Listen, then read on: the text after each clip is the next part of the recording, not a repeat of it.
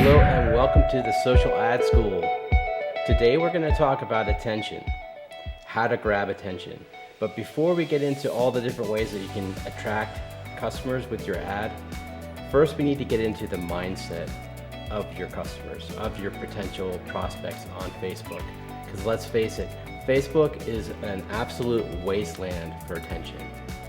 People aren't going there to look for products that you're selling. They're actually going there to waste time, to look at stupid memes, to chuckle at memes, to get into political fistfights with their friends over stupid crap. They haven't designed it for marketing in the sense of selling products. They've designed it for entertainment. They design it so people stay on Facebook as long as possible. Sometimes people are on Facebook for 8 hours a day. I can't believe people would do that, but they do. 2 hours a day seems like a long time for me to be on Facebook, but that's just me. But Tom, what do you think about what's going on with Facebook and what they're trying to do with their platform and how marketers can kind of cut through that noise? Yeah, so Facebook's algorithm is designed to get you to just keep scrolling, obviously. It keeps giving you hits of dopamine and it's supposed to make you feel good while you're on the app, really, until your dopamine circuits are fried and you've wasted hours or even a half hour of your time gone down the drain. Now, um, as a marketer on Facebook, you need to be completely aware of this because this affects the mindset that your reader is in. Whether you think it's good or bad has nothing to do with your marketing. You just need to understand that this is the reality of Facebook, right? So, your prospect, and this goes beyond pain points of your prospect, this goes beyond their beliefs. This is what people on Facebook, regardless of the niche or market, whatever they're in, this is their mindset, okay? They're bored. They want to be entertained. Sorry, I have the list right here. They're bored. They want to be entertained. They're focusing on people, news, stories, not products and services, and they're not in the buying mode. In fact, they're avoiding buying. They want nothing to do with your product or service. Some will run if you mention a benefit. Okay, so um, you need to keep that in mind before you do anything. You have to know that that's the mindset you're up against. Okay. So knowing that your ad is competing against someone who's bored, doesn't want to be in the mood to buy, scrolling aimlessly, mindlessly, your ad needs to rip them out of that mindset completely, right? That is its one job is to get their attention and to get them out of that mindset and then to keep their interest. That is it. You are not selling them your product. You are keeping enough interest. Granted, you are still have to go for the right target audience, right?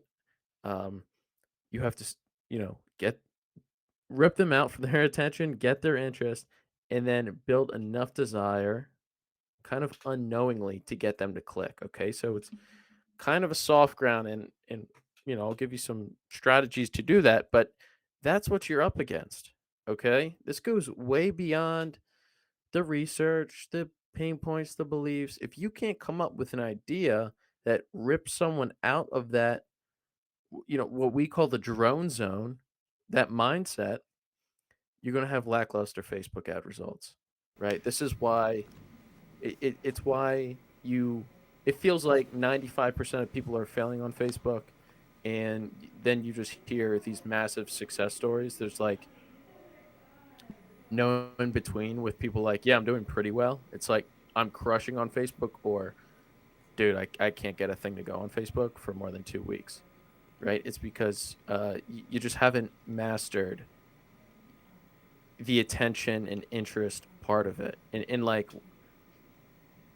think of like, it's hard for me to explain, but like, really think what you're up against. Like, it has to be something really outlandish, really personality driven.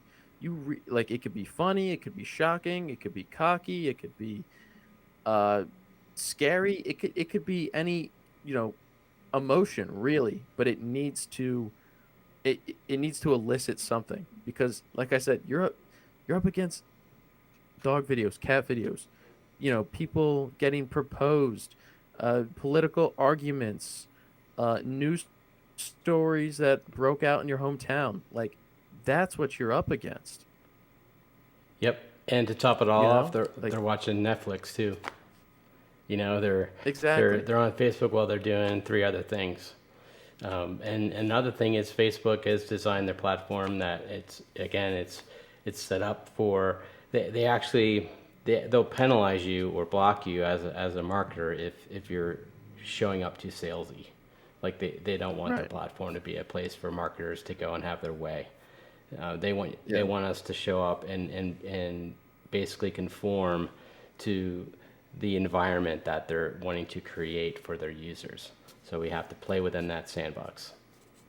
Yeah, and this gives you the opportunity to really find your personality in your marketing, because this is the exact time where you can magnify.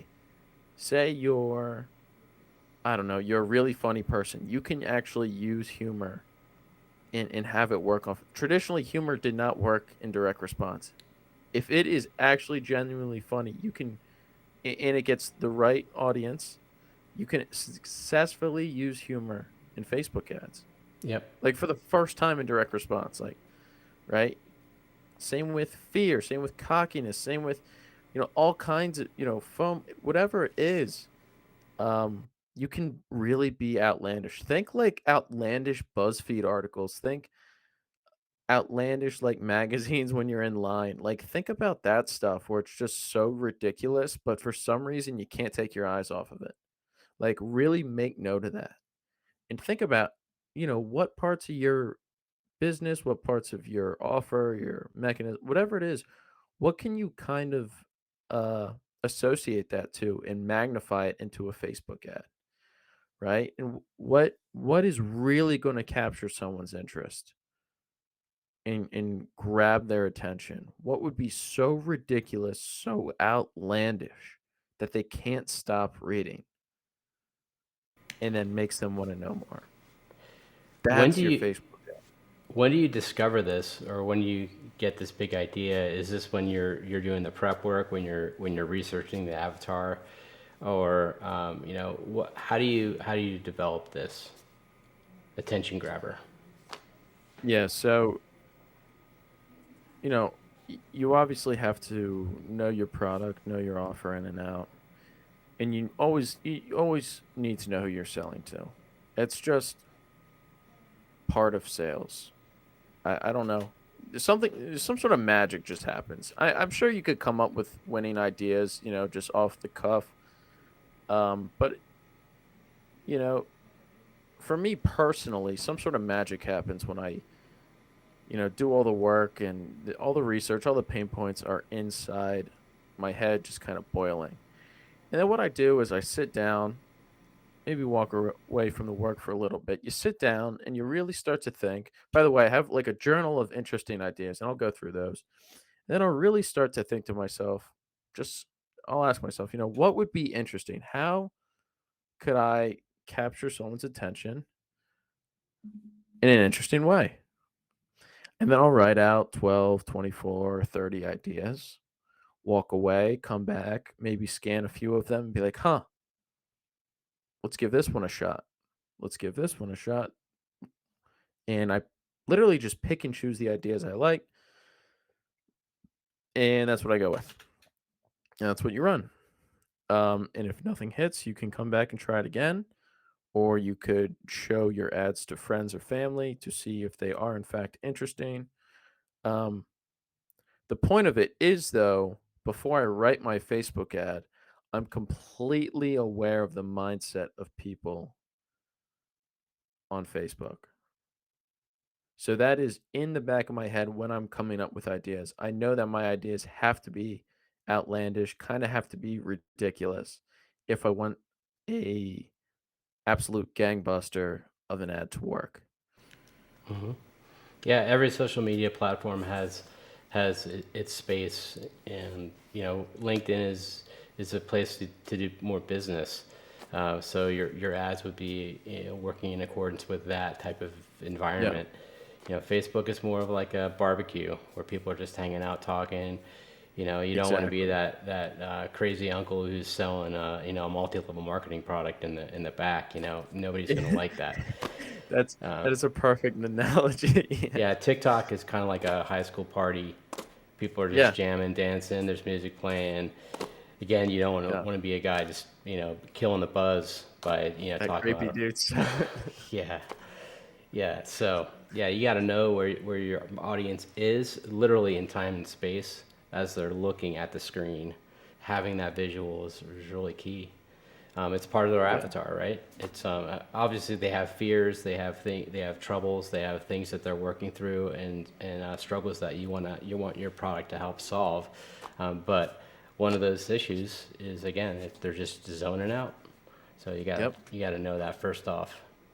exactly. And you can always compare this to, there's different, like there's a different mindset people have, from like watching TV to watching, say, a video online. So information products like the old TV ads, selling Flex Seal, whatever, Slapshot. Um, that doesn't convert to just an online ad. It doesn't because people are in a different mindset, right? And VSLs don't convert to a TV ad, right? It's two different mindsets. Um, and it goes to say, newspaper. You couldn't just run a newspaper ad on Facebook, and you couldn't just run a Facebook ad in a newspaper. It's two different mindsets. It just you have to be so aware of this, and this is what a lot of the old school guys preach. Halbert used to talk about, make your newspaper ads, and David Ogilvy, make your newspaper ads look like a newspaper article, right? And it's the same principle. You need to make your Facebook ad so outlandish that it reads like an interesting Facebook post. And that's the key right there. That is it. Right? That's what you That's need. total gold. Yeah, Yeah. it's it's it's a part of the world, and it's not being sneaky. It's just playing the game. It's showing up the way it's natural. Yeah. You know, if Exactly. if you're at a party and it's in the summertime I and love everybody's wearing yeah. shorts and jeans, or jeans and Hawaiian shirts, and then you show up in a tuxedo, no go. So Tom, please summarize what we just talked about. Just one, two, three, bam, before we go. So your Facebook ad is less about the benefits of your offer, and it's more about entertaining the right audience and building their interest and desire into what you have to offer. Okay. Grabbing their attention, grabbing their interest, entertaining them. That's the key to blockbuster Facebook ads. Not any type of sales speak. You can say benefits, but they rank, keep them a lot of times towards the end.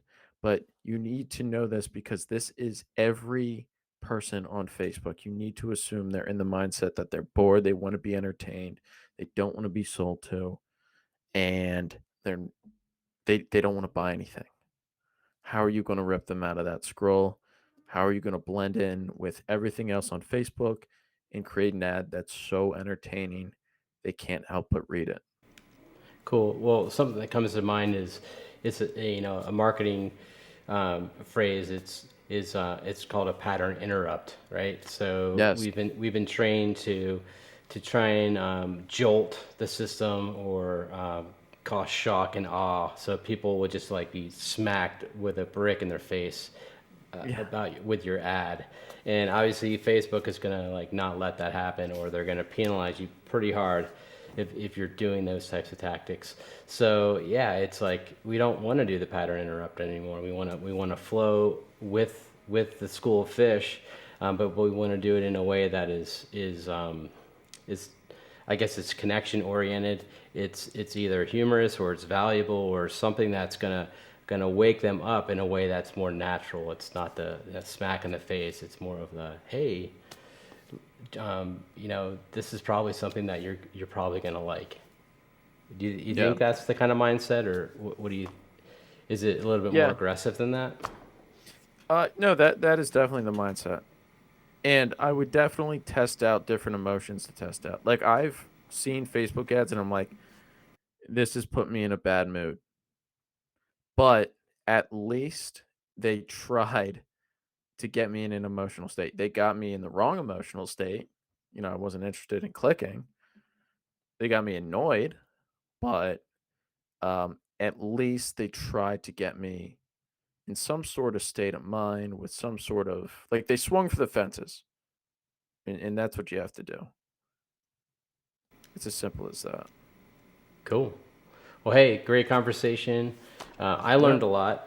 Um, yeah, some of this stuff is a little counterintuitive, especially if you've been trained a certain way in how to write ads, especially for direct response, which isn't really what Facebook is set up to be.